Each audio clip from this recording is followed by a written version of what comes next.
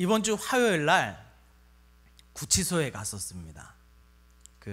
우리 방태수 목사님이 이제 휴가여가지고 제가 이 구치소 예배를 이제 인도하고자 갔습니다. 엄청 떨렸어요. 한 번도 안 들어가 봤는데. 여기 들어가 보신 분들 없죠? 있어요? 아니 그런 의미로 말고 예배 드리러 들어간 거 말고 다른 의미로 들어가신 분은 없죠. 뭐 있을 수도 있고. 막상 딱 구치소에 딱 들어갔는데 어마어마하게 큰 벽이, 건물이 이렇게 사각형으로 지어져 있는데 가운데가 뻥 뚫려 있어요. 그런 게 이렇게 두 개가 붙어 있더라고요. 그런데 딱 들어갔는데 그 위압감이 어마어마했습니다. 야, 여기서는 절대 못 나가겠다, 그런 생각이 들 정도로 위압감이 팍 들었어요. 그래서 이제 예배를 드리러 이제 건물 안으로 이렇게 들어가는데, 건물 안에서 뭐 휴대폰, 뭐 반입하면 안 되는 물건들을 이렇게 다 빼놓고 이제 신분증을 가지고 이렇게 딱 들어갔습니다. 들어갔더니 이 똑같은 건물이 또 있는데, 다른 건물 그 안에는 똑같이 가운데가 뚫려 있는데 체육 활동할 수 있는 공간이더라고요. 저는 영화서나 봤지, 영화 같은 데 보면 죄수들 이렇게 가운데서 이렇게 막 이 운동하면서 무슨 파 이렇게 나눠져 있잖아요. 그런 약간 느낌이 확 나더라고요. 거기 운동하는 거 보지는 못했지만. 그리고 이제 복도를 들어가는데 어떤 사람이 손, 발, 허리에다 사슬을 메고 이렇게 이 교도관하고 같이 들어가는 거예요. 오, 야, 이거 되게 무섭다, 막 엄청 그랬습니다. 그래서 이제 이 구치소 예배를 또 드려야 되는데 이제 걱정인 거예요, 마음이. 과연 이 분들한테 무슨 복음을 전해야 될까? 어떤 말씀을 전해야 될까? 그래서 제가 여쭤보니까 그 구치소에 오래 갇혀 있는 분은 적다 그래요. 그래서 죄가 판정이 되면 교도소로 가고, 또 그 죄가 이제 제대로 이렇게 혐의가 안 되면 풀려나고, 이제 거기가 이제 구치소인데, 그래서 거의 매주 사람이 이렇게 바뀐다 그러더라고요. 그래서 방태수 목사님은 마치 처음 보는 사람들인 것처럼 매주 그렇게 말씀을 전했다고 하더라고요. 그래서 저도 이제 고민인 거예요. 과연 이 분들에게 어떤 복음을 전해야 될까? 어쩌면 저도 마찬가지였는데 그날 처음 복음 전하고 이제 다음엔 볼 일이 없을 텐데, 과연 이 사람들에게 어떤 복음을 전하면 좋을까? 그 예배당에 탁 들어갔더니 팔에 문신이 막 이렇게 있는 사람도 있고, 막 뒤에서 험상궂게 막 저를 쳐다보는 사람도 있고, 아무튼 좀 떨렸어요. 좀 떨렸는데, 그래서 이제 저 스스로에게 질문해 본 거예요. 어떤 말씀을 전해야 될까? 저에게 난 결론은 아주 명확하게 나왔습니다. 예수를 왜 믿어야 하는가를 전해야겠다. 예수를 왜 믿어야 하는가? 이 동일한 질문을 우리 성도님들에게도 이야기하고 싶어요. 예수를 왜 믿어야 됩니까? 예수님을 왜 믿으십니까?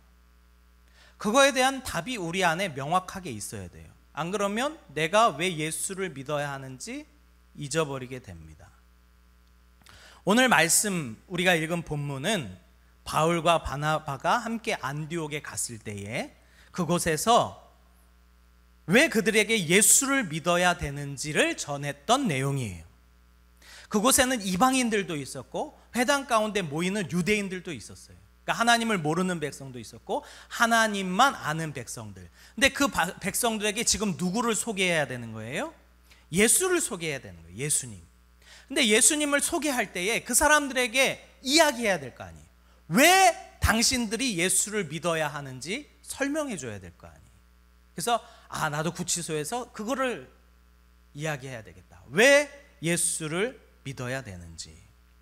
오늘 본문 말씀 처음 시작하는 것을 보면 바울이 전한 복음은 아주 간단하고 명확합니다. 우리 30절 같이 한번 읽어볼까요? 30절 같이 있습니다. 시작. 하나님이 죽은 자 가운데서 그를 살리신지라.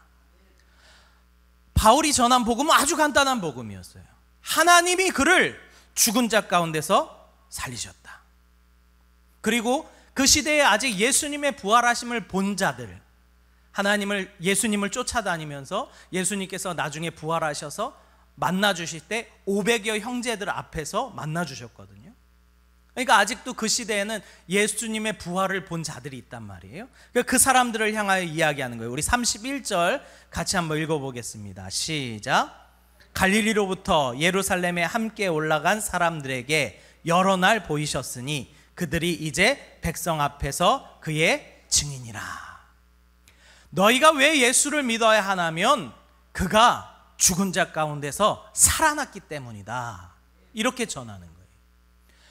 그가 죽은 자 가운데서 살아나셨다는 것은 그에게 무엇이 있다는 거예요?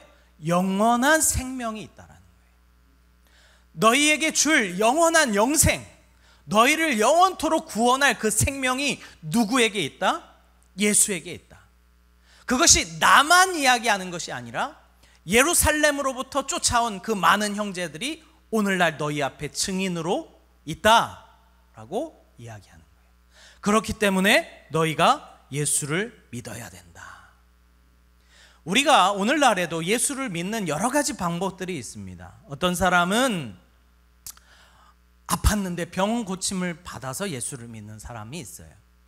어떤 사람은 뭔가 하나님 앞에 축복받고 성공하기 위해서 예수를 믿는 사람도 있습니다. 우리의 자녀가 잘 되고 복받기 위해서 예수 믿는 사람도 있어요. 때로는 감정에 의해서 예수님이 믿어지네 라고 하는 감정에 의해서 예수를 믿는 사람도 있어요. 그런데 이러한 것 때문에 예수를 믿게 되면 아주 위험한 믿음이 됩니다. 왜 그것이 위험한 믿음일까요? 왜 감정이나 어떤 축복이나 어떤 신비한 능력에 의해서 예수를 믿게 되면 왜 그것이 위험할까요? 그것이 안 나타나면 예수 없다 생각할 수 있기 때문에 그래. 하나님이 없다 생각할 수 있기 때문에 그래. 그래서 우리가 늘 확인해야 되는 것은 예수가 진짜 부활했느냐, 이것을 우리는 날마다 스스로 확인해 봐야 되는 거예요. 정말 예수가 부활했느냐. 보세요. 탈북민들은 탈북을 할 때 주로 어떤 루트를 통해서 탈북할까요? 여러 루트가 있어요. 뭐 배를 타고 오기도 하고 강을 건너기도 하고 그럽니다. 근데 압록강은 좀 크고 깊어요. 그래서 그 압록강 쪽으로 탈북하기는 좀 어렵대요. 그래서 주로 어디 쪽으로 탈북을 할까요?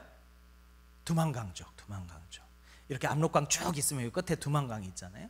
두만강은 비록 작고 폭이 좁고 그리고 겨울이 되면 언대요. 그러니까 건너갈 수가 있는 거예요. 그런데 특히 그래서 탈북민들이 겨울에 많이 탈북을 합니다. 이 강이 얼어붙기 때문에 그래요. 주로 두만강으로 겨울에 탈북하는 그 루트가 탈북 사람들에게 있는데 이 탈북하는 사람들이 여러 가지 탈북하기 위해서 계획을 세우겠죠. 우선 낮에는 아마 탈북하기가 어려울 겁니다. 너무 잘 보이니까. 그러니까 밤에 탈북을 하자. 갈 때에 뭐 검은 천을 둘러쓰고 가자. 신발은 안 미끄러지게 못을 받고 우리가 건너가자. 여러 가지 방법과 생각으로 탈북할 것들을 계획할 거예요. 그리고 생각하기를 저 정도 거리면 내가 충분히 건너갈 수 있겠다. 밤에 가다 할지라도 충분히 이 정도는 갈 수 있겠다라고 하는 그러한 생각들을 하게 됩니다. 그런데 정작 제일 확인해야 되는 것은 무엇이냐면 탈북하기 위해서 강이 얼었는가를 확인해야 돼요. 아무리 내가 여러 가지 계획을 세우고 여러 가지 방법들을 통해서 탈북하려고 하지만 제일 중요하게 확인해야 되는 건 뭐라고요? 강이 얼었는가를 확인해야 돼요. 강이 얼지 않았으면 아무리 내가 어떤 다른 방법들을 가지고 애타는 마음으로 건널 수 있을 거야, 저 정도는 쉽게 갈 거야 라고 하지만 강이 얼지 않으면 건널 수 없는 거예요. 우리도 예수를 믿을 때 마찬가지입니다. 여러 가지 생각들로 감정과 어떤 우리의 소망을 가지고 내가 예수를 믿는 거야 라고 하지만 우리는 정작 제일 중요한 것을 확인하지 않는다 이 말이에요. 내가 왜 예수를 믿어야 하는가? 내가 왜 예수를 믿어야 하는가? 왜 예수님이 하나님인가? 왜 그분만에게만 영원한 생명이 있는가? 예수님께서 우리에게 그것을 무엇으로 보여주셨습니까? 부활하심으로 말미암아 자신에게 영원한 생명이 있음을 우리에게 확인시켜 주신 줄 믿습니다. 세상에 수없이 많은 종교들이 있어요. 수없이 많은 신들이 있어요. 그런데 왜 꼭 예수냐 이 말이에요. 왜 예수냐 이 말이에요. 이 일에 대하여 바울은 이것은 어느 날 갑자기 이루어진 것이 아니라 이미 우리의 조상 때부터 선지자들의 말씀을 통하여 계속 우리에게 말씀해 주신 것이다 라고 하는 것이 오늘 본문 32절부터 나와요. 32절 보니까 우리도 조상에게 주신 약속을 너희에게 전파하니 곧 하나님이 예수를 일으키사 우리 자녀들에게 이 약속을 이루게 하셨다 함이라. 시편 둘째 편에 기록된 바와 같이 너는 내 아들이라 오늘 너를 낳았다 하셨고 또 하나님께서 죽은 자 가운데서 그를 일으키사 다시 썩음을 당하지 않게 하실 것을 가르쳐 이르시되 내가 다윗의 거룩하고 미쁜 은사를 너희에게 주리라 하셨으며. 그러니까 다윗이요 시편에 뭐라고 고백하냐면 주는 영원히 썩지 않음을 당하실 것입니다. 썩지 아니함을 입을 것입니다 라고 예언하잖아요. 그것이 오늘날 성취됐다는 거예요. 누구를 통해서 성취됐다는 거예요? 예수 그리스도를 통해서 성취됐다는 거예요. 그래서 35절에 보면 똑같은 내용이 또 나옵니다. 또 시편에 일렀으되 주는 거룩한 자로 썩음을 당하지 않게 하시리라 하셨으니 다윗은 당시 하나님의 뜻을 따라 섬기다가 잠들어 그 조상들과 함께 묻혀 썩임을 당하였으되 하나님께서 살리신 이는 썩음을 당하지 아니하였나이다. 할렐루야. 이 썩음을 당하지 않는다라는 것은 다윗 본인을 이야기한 것이 아니라 그가 하나님께서 미리 보여주신 대로 누구를 보고 이야기한 거라는 거예요? 예수 그리스도를 보고 이야기한 거라는 거예요. 예언한 거라는 거예요. 그러니까 다윗은 참 행복한 사람이에요. 그는 예수님 오시기 전부터 이미 예수님께서 부활하실 것을 보았다 이 말이에요. 하나님이 보여주셨어요. 그래서 그렇게 예언을 합니다. 그러면서 37절에 하나님께서 살리신 이는 썩음을 당하지 아니하였으니 그러므로 형제들아 너희가 알 것은 이 사람을 힘입어 죄사함을 너희에게 전하는 이것이며 또 모세의 율법으로 너희가 의롭다 하심을 얻지 못하던 모든 일에도 이 사람을 힘입어 믿는 자마다 의롭다 하심을 얻는 이것이라. 아멘. 할렐루야. 즉 구약의 모든 말씀들도 예수 그리스도께서 썩음을 당하지 아니할 것이다 라는 것을 미리 예언했다라는 거예요. 그것이 누구를 통해서 성취된 것입니까? 예수님을 통해서 성취된 것이다 이 말이에요. 즉 하나님은 그를 통해서 영원한 생명을 우리에게 보여주셨고 그가 구원자, 메시아, 즉 하나님의 아들이라는 것을 부활을 통해서 성취하신 줄 믿습니다. 그러기에 우리의 대답은 그건 거예요. 왜 당신은 예수를 믿어야 합니까? 예수님께서 부활하셨기 때문입니다. 그분만이 부활하셨기 때문에 그래요. 다른 어떤 종교에 부활이 있습니까?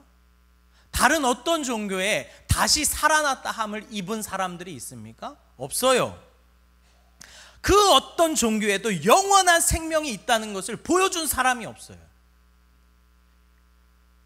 다른 종교에서 뭔가 수행을 하고 선행을 하고 착하게 살면 어떤 반열에 아니면 어떤 천국에 임한다 그래요. 근데 그걸 누가 보여줬습니까? 한 명도 보여준 적이 없어요. 그렇게 얘기하던 사람들도 다 죽었어요. 그러면 그 사람이 한 이야기는 뭐냐? 추측이라는 거예요. 추측이요, 자기의 감정이요, 착하게 살면 천국 가겠지 아니라는 거예요. 거기에서는 그 어떤 영원한 생명도 볼 수 없는 줄 믿습니다. 누구에게만 볼 수 있습니까? 예수님에게만 영원한 생명이 있다라는 것을 우리는 볼 수 있다라는 거예요. 17장에 가면, 사도행전 17장에 가면 사도 바울이 그리스 아테네에 갑니다. 아덴 지역에 가요. 이 자기가 함께했던 무리와 함께 넘어오지 못해서 이 바울만 아덴 지역으로 딱 갑니다. 근데 우리가 잘 알듯이 아테네, 이 그리스 아테네에는 뭐가 많아요?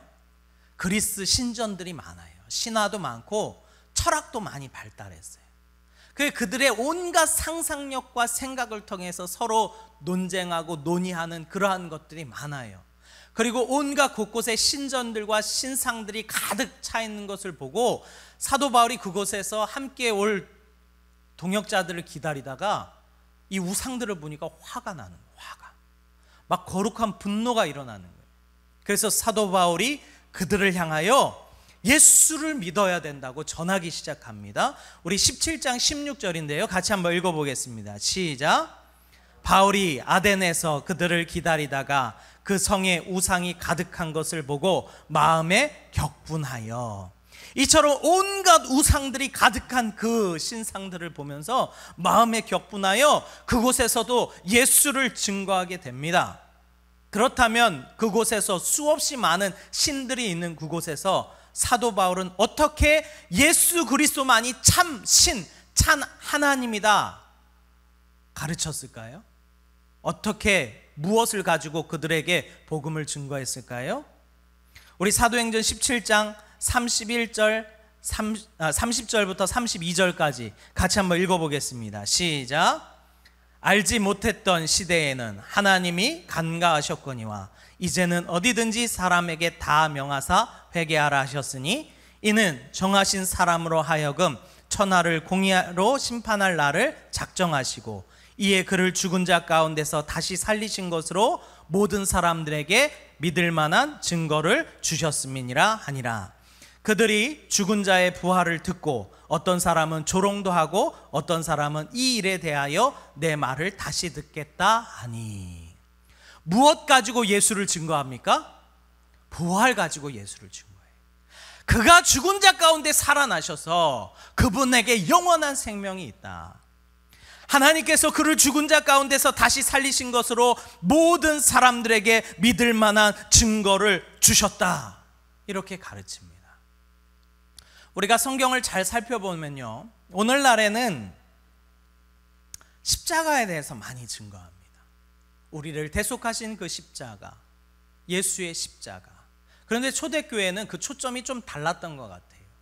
초대교회는 십자가보다 오히려 뭐에 대해서 더 많이 증거했을까요? 부활에 대해서 더 많이 증거합니다. 예수 그리스도께서 부활하심으로 그가 하나님이다. 예수 그리스도께서 부활하셨기 때문에 그에게 영원한 생명이 있다. 그가 구원자 메시아다라는 그 복음을 초대교회 성도들은 그렇게 전했다라는 거예요.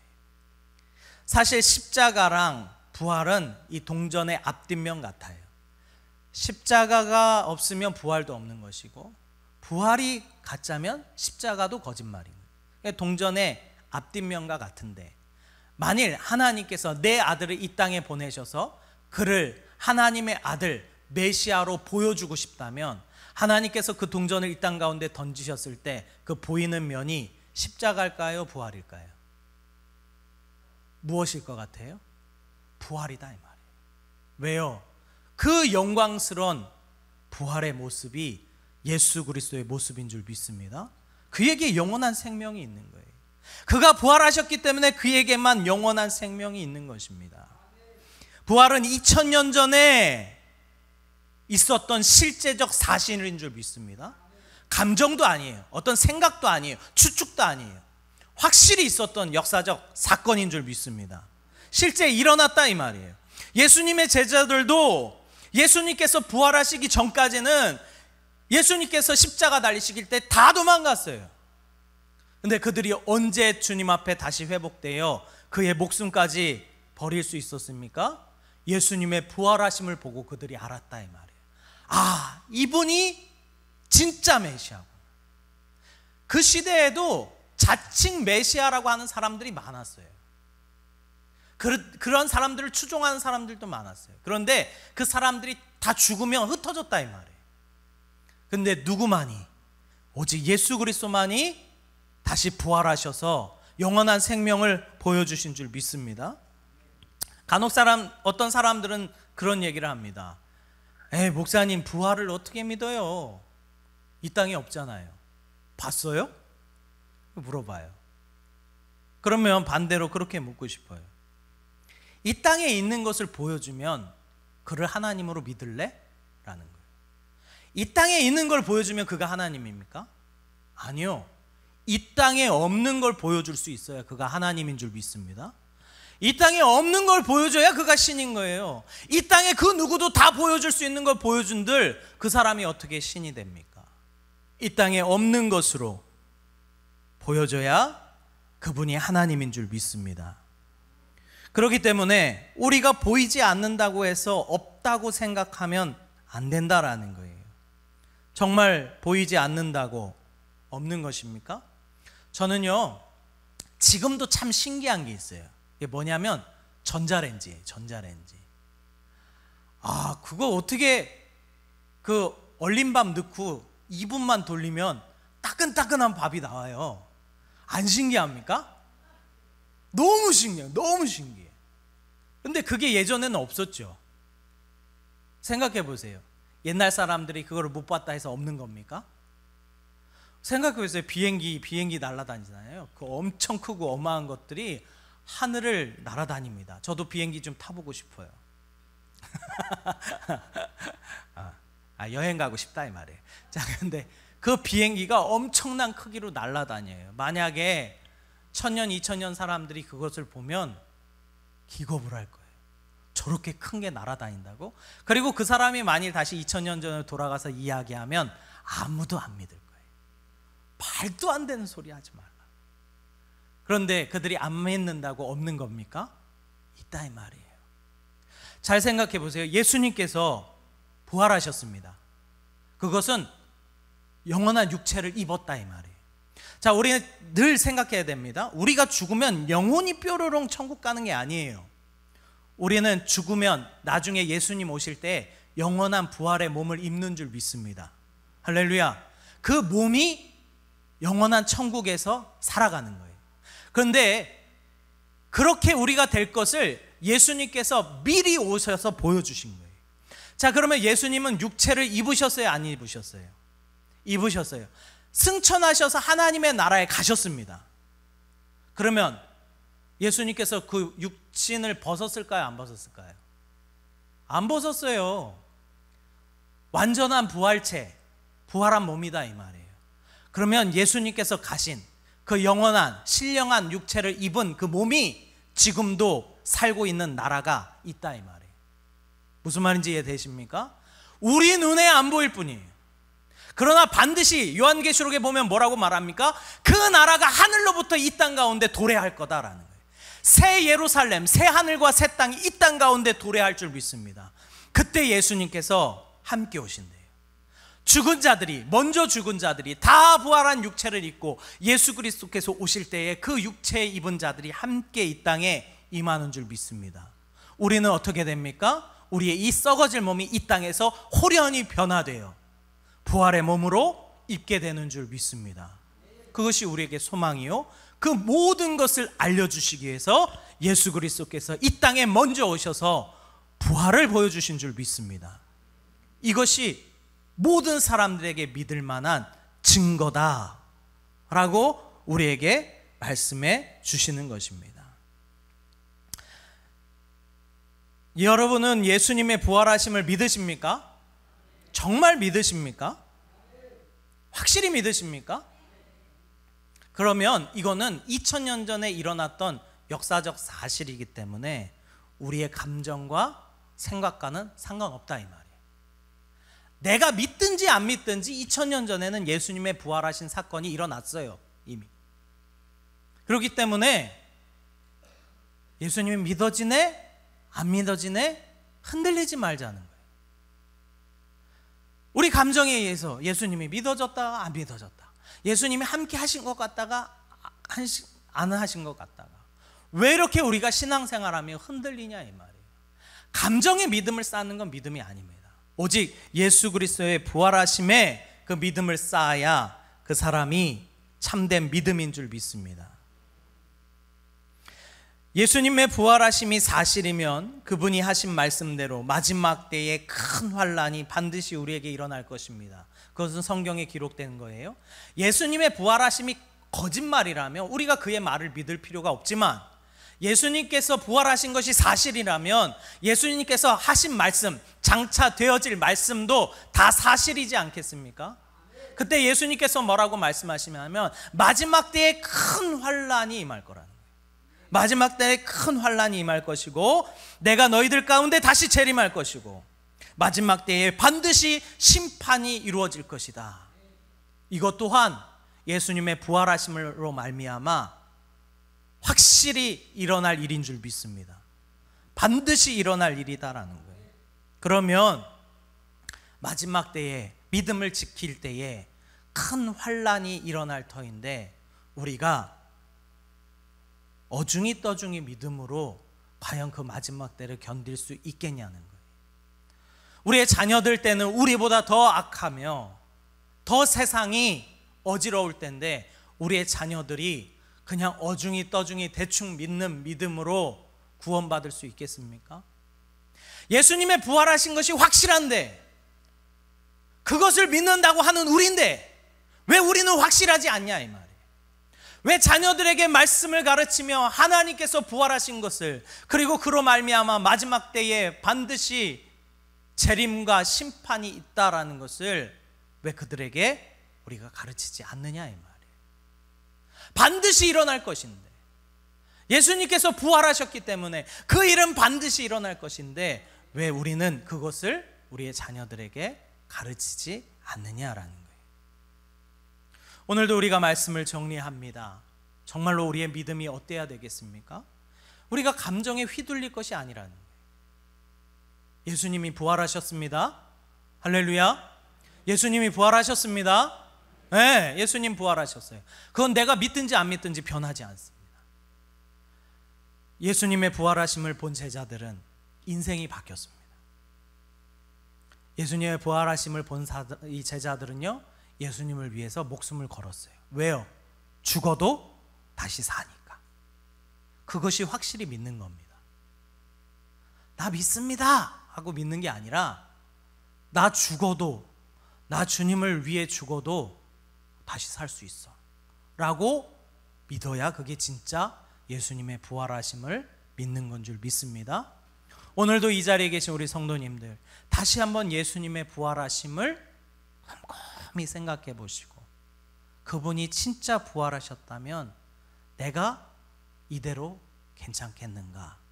우리가 내 자신을 다시 한번 돌아보시기를 주님의 이름으로 축원합니다. 아멘.